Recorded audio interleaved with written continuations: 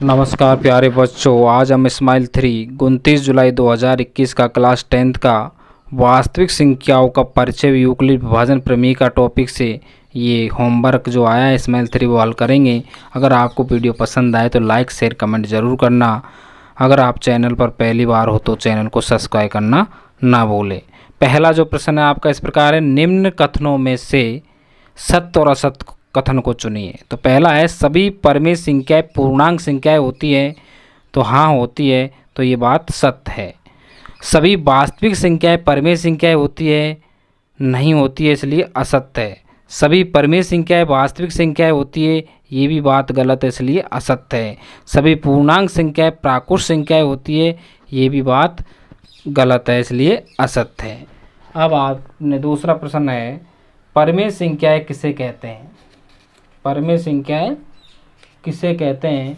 तो वे संख्याएं जिनको हम P/Q के रूप में लिख सकते हैं, अर्थात P/Q पूर्णांक है और Q नॉट इक्वल टू 0, यानी उनका हर कभी शून्य नहीं हो सकता। अर्थात हम भिन्न के रूप में लिख सकते हैं, या कह सकते हैं अंश बटे हर के रूप में लिख सकते हैं, लेकिन हर कभी शून्य नहीं होना चाहिए। एग्जाम्पल के लिए कोई भी संख्या ले सकते हैं बटे के रूप में, 2/5, 5/6, 0/1। देखो क्वेश्चन नंबर 3, यूक्लिड विभाजन प्रमेय का कथन लिखिए।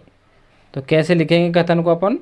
A और B दो धनात्मक पूर्णांक दिए रहने पर ऐसी दो अद्वितीय और अऋणात्मक पूर्णांक मतलब पूर्ण संख्या जिनमें ऋणात्मक नहीं धनात्मक वाली Q और R विद्यमान है, जहाँ A बराबर BQ प्लस R, जहाँ जो R है वो का मान जो होता है वो 0 के बराबर हो सकता है, 0 से बड़ा और भाजक B से छोटा।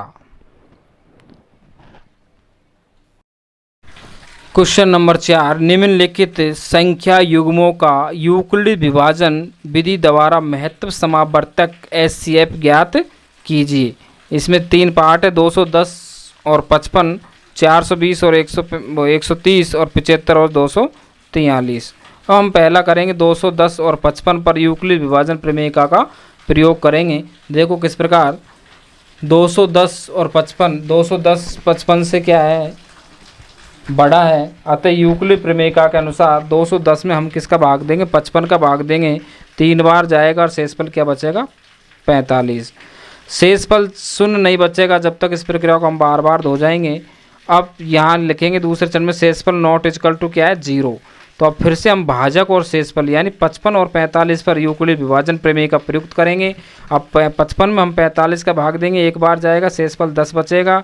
यहाँ भी शेषफल 0 नहीं हुआ, इसलिए लिखेंगे शेषफल 10 नॉट इक्वल टू 0। अतः अब हम फिर से वही भाजक और शेषफल यानी 45 और 10 पर यूक्लिड प्रमेय का प्रयुक्त करेंगे। 45 में किसका भाग देंगे? 10 का कितनी बार जाएगा? 4 बार, और शेषफल क्या बचेगा? 5। यहाँ भी शेषफल शून्य नहीं हुआ, फिर से हम इस प्रक्रिया को हम आगे चौथे चरण में करेंगे। यहाँ शेषफल नॉट इक्वल टू 0। अतः अब 10 और 5 फिर वही भाजक और शेषफल पर यूक्लिड प्रमेय का प्रयुक्त करेंगे। 10 में हम 5 का भाग देंगे तो 2 बार जाएगा और शेषफल 0 बचेगा। यहाँ शेषफल 0 प्राप्त हो जाता है, हम लिख देंगे, और यहाँ यह प्रक्रिया क्या हो जाती है? समाप्त हो जाती है। इस स्थिति में भाजक क्या प्राप्त हो रहा है? इस स्थिति में भाजक हमको 5 प्राप्त होता है।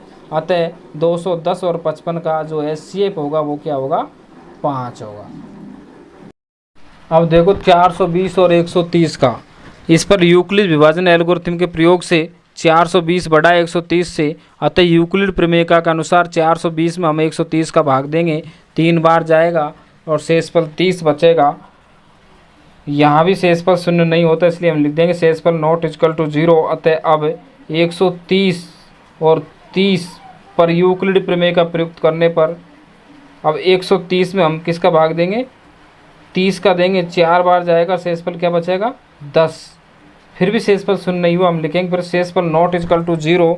अतः 30 और 10 पर हम क्या लगाएंगे? यूक्लिड प्रमेय का प्रयुक्त करने पर 30 में अब हम 10 का भाग देंगे, 3 बार जाएगा, शेषफल क्या आ जाएगा? 0।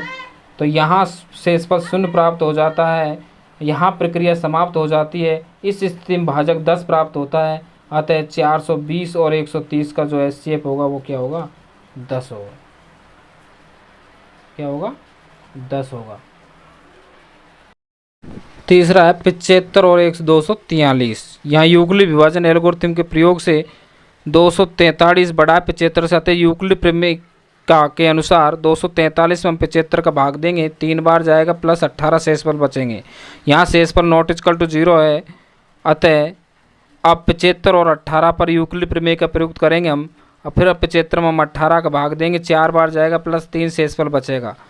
यहाँ भी शेषफल नॉट इक्वल टू 0 है। अब हम 18 और 3 पर यूक्लिड प्रमेय का प्रयोग करेंगे, तो 18 में हम जैसे 3 का भाग देंगे, 6 बार जाएगा, शेषफल क्या आ जाएगा, 0। तो यहाँ शेषफल 0 प्राप्त होता है। यहाँ प्रक्रिया समाप्त हो जाती है। इस स्थिति में भाजक 3 प्राप्त होता है। अतः 75 और 243 का जो HCF होगा वो क्या होगा, 3 होगा। अब देखो, अब 5वां सवाल है, दर्शाइए कि कोई भी धनात्मक विषम पूर्णांक 4q + 1 या 4q + 3 के रूप का होता है जहाँ q कोई पूर्णांक है। तो कैसे करेंगे, देखो, माना a एक धनात्मक विषम पूर्णांक है, तो a और b बराबर 4 में विभाजन एल्गोरिथम का प्रयोग करेंगे। तो a बराबर क्या होगा, 4q + r, और जो r का मान होगा वो 0 से बराबर या बड़ा होगा और भाजक 4 से छोटा होगा। इसलिए संभावित जो शेषफल होंगे वो 0, r के जो मान होंगे वो 0, 1, 2 और 3 हो सकते हैं 4 से छोटे। जैसे हम 0 रखेंगे इसमें, तो a बराबर क्या आएगा, 4q, अगर 1 रखेंगे 4q + 1, 2 रखेंगे 4q + 2 और 3 शेषफल रखेंगे r की जगह, तो 4q + 3 के रूप का हो सकता है। इसलिए हमको कोई भी विषम धनात्मक पूर्णांक लेने, तो विषम कौन कौन से होंगे, 4q + 1 और 4q + 3 के रूप का होगा।